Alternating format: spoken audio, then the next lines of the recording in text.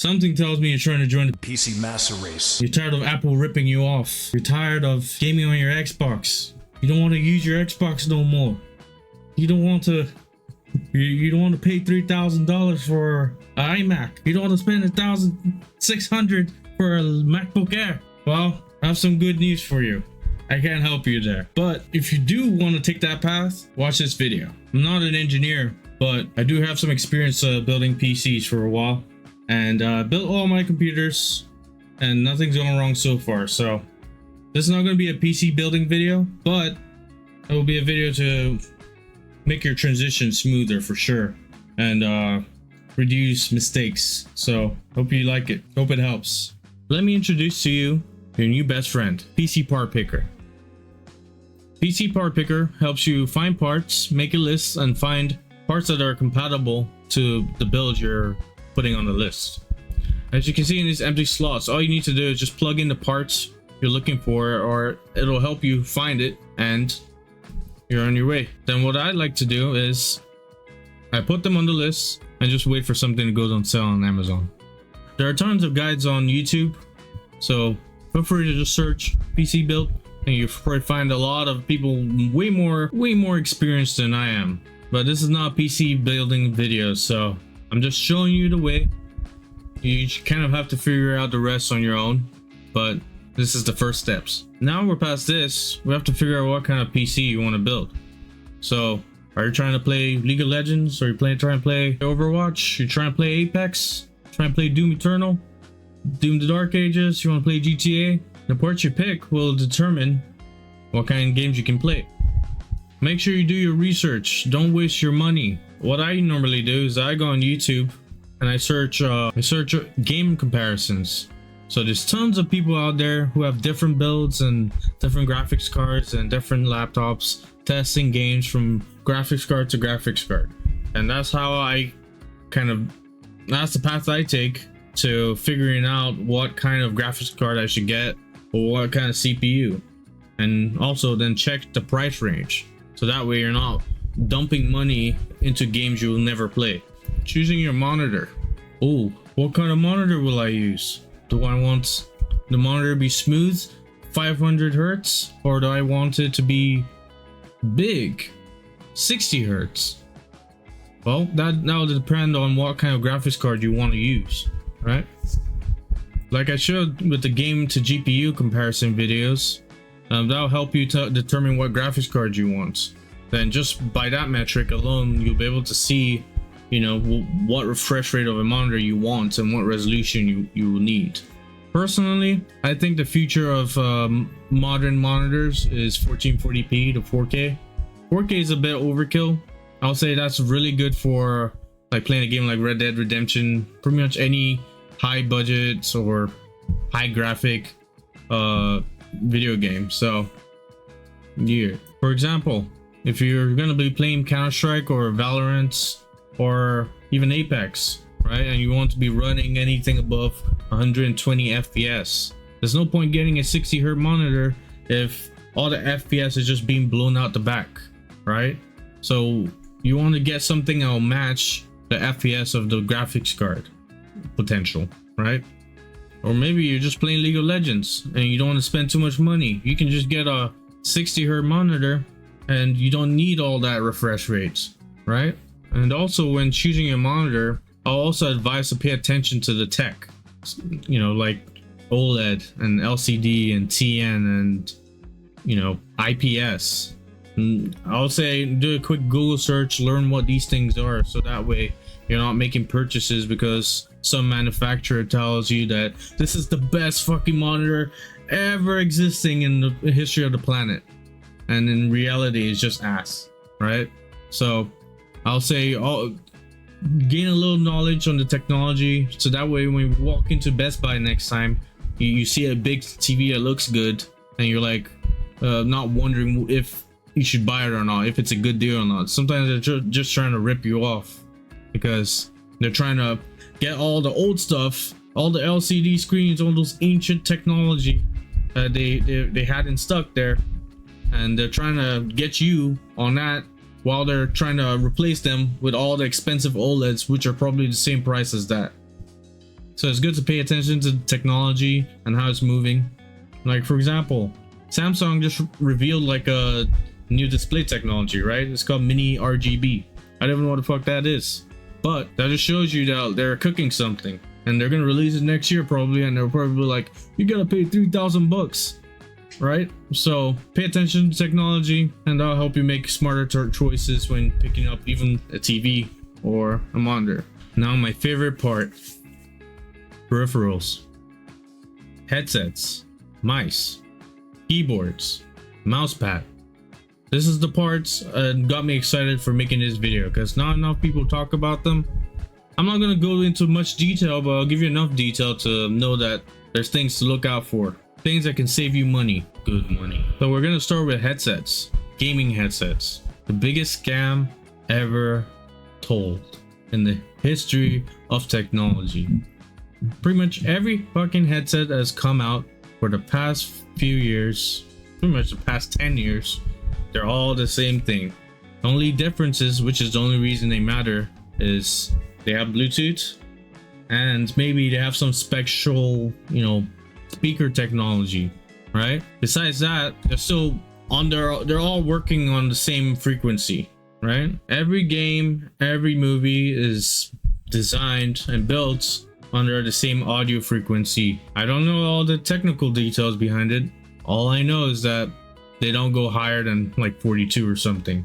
And any headset that tells you, oh, you have this EQ range, you know, like, it's just bullshit. Like, I'd rather them just show us what's actually different with the speakers in the headset. So when it comes to headsets, if you want to make a quick choice, I prefer Logitech. Please sponsor me, Logitech. Please sponsor me. Sponsor. Don't forget to subscribe. I tried Corsair recently. They're about the same thing. They just have different features like noise canceling. Noise canceling was pretty good, but when it comes to connectivity, Logitech has they have a patented technology called Lightspeed. So it uses a USB stick, it goes in your computer, and it gives you seamless wired-like, you know, responsiveness. And they're getting very good at it. Like my mouse, Logitech mouse, it uses Lightspeed, and its response time is crazy. And just to clarify, it's Logitech Gaming, not Logitech. I don't know what's with all these companies. They always have these subsidiary companies that are for gaming. The main company, which is Logitech, that makes the, you know, regular stuff you see at Walmart that'll charge you $20 for a cheap keyboard. So when it comes to headsets, if you want to make a quick choice, I prefer Logitech. I tried Corsair recently. They're about the same thing. They just have different features like noise canceling. Noise canceling was pretty good. When it comes to headsets also, I've been looking into IEMs. I've been using these a lot more because I'm trying to avoid headphone dents. So if you don't want to spend too much money, these are not expensive as a headset, and they don't come with microphones on them, but they're very high quality. And they take I think you need to have a sound driver, which I'll show here. Tens from Valorant, he uses IEMs. His are, you know, the really expensive ones, but I don't think you need to go through all that, especially if you're a bigger person. You have big ear holes, you just, they'll slide right in. And they also come with different options for padding on the ends here, really close. Next up, gaming mice and keyboards. So I won't call myself a mouse and keyboard fanatic, but I dabble enough to find out things that are interesting and things that are not as interesting. Like some keyboards, they try to sell you on the sound and the clickety. Some people try to sell you on the switches, which is a part you have to do some research on your own. I don't know much about switches, but I know there's different types. But the two types that you need to really worry about is, do you want your keyboard to be mechanical, or do you want it to be magnetic?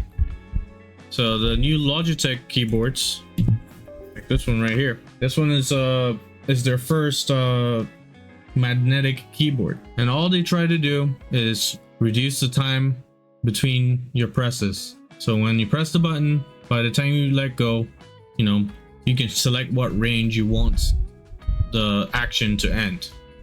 So for example, if you're running, like you're playing Counter-Strike, and you click the button, you want to go left or right, you want to determine how soon that your character will stop when you let go of the button. And then some keyboards like Wooting from Poland, are they from Poland? Some keyboards like Wooting, they I think they also help you set the actuation points also for the down press, not just the let go. And it also helps you tune sensitivity too. So you know, you have to play around with it, but it's cool technology. Makes your keyboard very responsive. That's technology to look out for. More examples of why you should pay attention. If not, you can go on Amazon, be like, I want to get a keyboard. Oh, this one's $200, and that $200 keyboard might dupe you into buying a basic keyboard rather than a, you know, a high-end, high performance keyboard. So depends on what route you want to go. If you want to go the aesthetic route or, you know, practical route. I'm more of a practical person, so I'll say practical route. Next up, one of my favorite parts, mice. Finding a good game mouse is kind of hard, I would say, because you'll buy one, you'll say, oh shit, it looks cool, look at all these buttons, but you might be getting the wrong one for your use case. So for example, like mice with a bunch of buttons on the side, they're mainly good for RPG games like Path of Exile, Diablo, even World of Warcraft, or strategy games. Then mice with usually 2 buttons on the side, I'll say, are generally good for FPS games and casual gaming. So I'll stick to those. Then another great thing that a lot of pro players fail to tell everyone is mouse feet. Mouse feet. So Logitech, with all their fancy advanced technology and patents they have on this mouse, they always fail to get mouse feet. All these companies, they always fail to add good mouse feet. So the one I use here is called Pads. Pads use pure PTFE. It's like type of plastic, and it makes a very smooth like flow on your mouse pad for sure. They also make different types of mouse feet, like glass and different other materials. So I'll say stick to pure PTFE. I have to look at the screen because I don't remember now. And last but not least, mouse pads. You know, they make different types of mouse pads. I like the artisan mouse pads from Japan. They're just BenQ Zowie also makes good ones too. The SR mouse pads. You know, if you see any random mouse pad in Walmart, or you see like an anime titty mouse pad, you know, those are kind of ass. So if you're someone who's looking at like a maybe not professional gaming but competitive gaming, definitely look into artisan, or you know, the SR mouse pads from Zowie. There are also glass mouse pads out there too, and when you get a glass mouse pad, something I learned the hard way is you also have to get glass feet. If not, you're gonna get a lot of scratchy. It's gonna be smooth, it's gonna be very smooth. You can spin your mouse like a helicopter, but you know, it's not gonna be the most pleasing on the ears. So I think you have to get glass mouse feet too, which is another type. There's also different textures on the mouse pad for smooth aiming, quick aiming, and so on. Different threading and different types of cloths. So I'll say look into it, figure out what your play style is before you jump into it and spend a bunch of money on a mouse pad that you don't like. So I'll say play some games first and figure it out. And one more essential thing, probably the most essential of them all, is canned air, but not canned air, this. So there, you can go online, you can find air blowers, which are usually made for cars. They're like infinite canned air that you don't have to pay money for every time. There's some you can just plug in. This one is battery powered, and use these to clean your computer at least once a month or twice a month, because doesn't matter how insulated your case is, it doesn't matter how much filters are on there, there's still gonna be dust on it. There's gonna be dust in the filters after even 2 weeks or week, right? And if you vape, that shit's going in there too. You can't do anything about that, by the way. Don't vape next to your computer. Blast the living hell out of it. Don't blast it too hard. Use low speeds, or I mean, just don't bend the metal inside on the motherboards so you don't have problems. But it'll get that dust out, and it'll keep your computer always running smooth. Anytime you use your computer for too long and you notice the performance starts going down, dust can be a problem. I wouldn't take it as a fact, but also dust is fire hazard to your computer and your house. So I'll blow it out once in a while. Did I say you should subscribe? Please subscribe. So close off this video, I'll list some advantages to owning a computer, and one of them is work and play. Computers in this day and age are the most essential piece of tech that we have. more essential than the iPhone, in my opinion, because you know it'll help you with most very important tasks that they'll probably pay you a lot of money to do in a lot of companies, so you can just learn how to do on your own. You have the whole internet to yourself. If you pay for internet, there's no point paying a monthly service just to access the internet to watch YouTube or to fucking play a game. Even then, right? You gain higher frame rates, lower latency, and higher resolutions than you can get on even the PlayStation 5 Pro, depending on your build though. You know, some builds I'll say it will be in the same line as that. Like even a $500 build will be in the same lines of like an Xbox One. And the best part is customizable. There's pieces of software, which I'll show here, that you can use to optimize both your Windows and your computer. You can even tune the fans to manage everything even better. You can also replace parts when they go bad. That's a sell to me, at least. Instead of paying some dude from I Break You Fix or You Break I Fix, you can just go on Amazon, look for that same part, and replace it. The only thing that's easy to mess up, I would say, is the motherboard. So make sure you ground yourself every time you touch any piece of metal sticking out from your motherboard. So I'll say that's probably the most dangerous thing. I've seen my friend buy a $250 motherboard and touch it, zap, gone. So don't touch your motherboard. Besides that, as long as if it's RAM, if it's this, it's that, you can just upgrade it. Well, I appreciate everyone watching this video. Please like and subscribe. Share your thoughts in the comments. Let me know if you liked the video, and I'll see you in the next one. Thank you.